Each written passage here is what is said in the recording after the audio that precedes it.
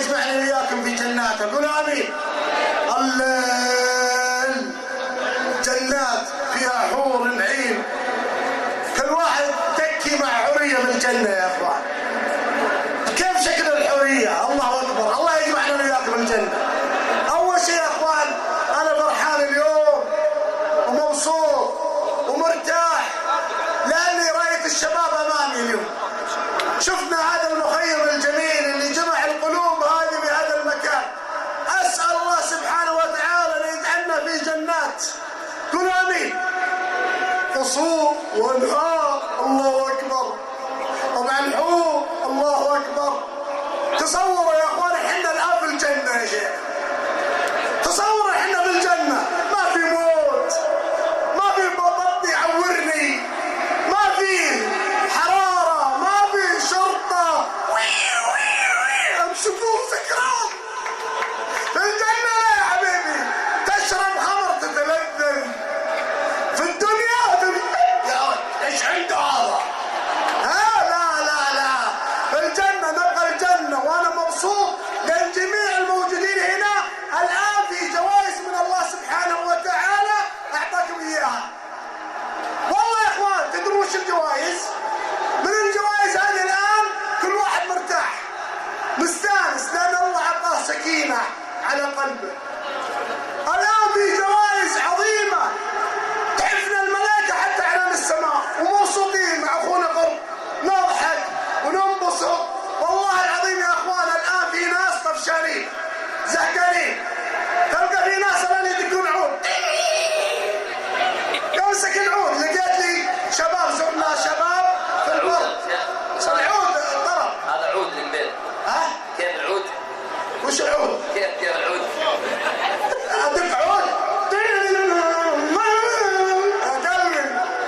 حبيبي وينك يا حبيبي، وينك يا قلبي، وحبه فوق وحبه تحت. لقيت لي زرنا ثلاثه من الشباب لقيناهم في البر وماسكين العود. واحد ماسك العود يدق العود يسوي بالعود كذا. قلت وش عندك يا الحبيب؟ مطوع. وش عندك؟ قال اسوي له وزنيه. قلت وزنيه في خشمك؟ تبي وزنيه؟ وزنيه في القرآن، وزنيه في السنه، وزنيه في هذا المكان، وزنيه ان نجعل قلوبنا لله سبحانه وتعالى.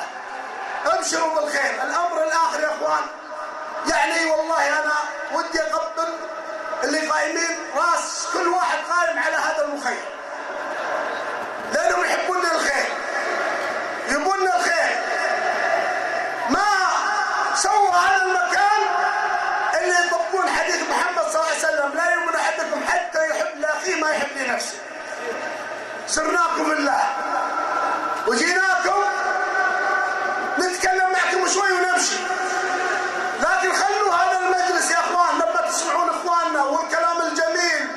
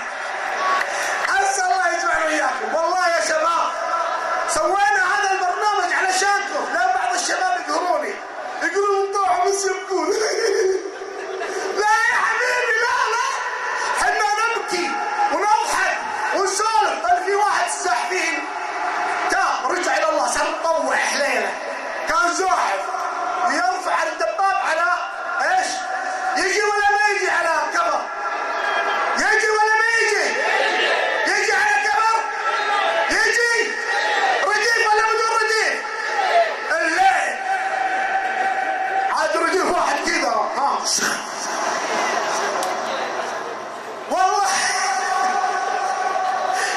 يا اخوان هذا الشاب يقول والله يا ابو سالم جالس مع الشباب سنوات وانا اروح واجي اضحك بس اني ما اضحك من قلبي، ما اضحك من قلبي، لكن يوم اني مشيت معكم يا مطاوعه يقول والله اضحك لكن مستانس، اضحك وانا مرتاح. اقول معقول مطاوعه كذا؟ ايه ترى شوفوا غرب الشباب نضحك ونستانس، هذا الدين الجميل. بس ضبط امورك ورصص نفسك على ان تكون خادم لهذا الدين، داعي لدين الله سبحانه وتعالى، على ان تكون مع الله سبحانه وتعالى بتأييده ونصرته لك. اسال الله يوفقنا واياكم. انا الان رايح عندي طياره رايح الشرقيه، ولكن كانت فرصه جميله اني اتكلم معكم، هذا لي الشرف انا، وانا اقول والله انتم يا اهل جده وخاصه الموجودين هنا انكم والله تاج على راسي. اسال الله يوفقكم ويسددكم ويبارك فيكم ويجعلكم موفقين اينما تكونوا. السلام عليكم ورحمه الله وبركاته. سلام، جزاك الله خير ابو سالم.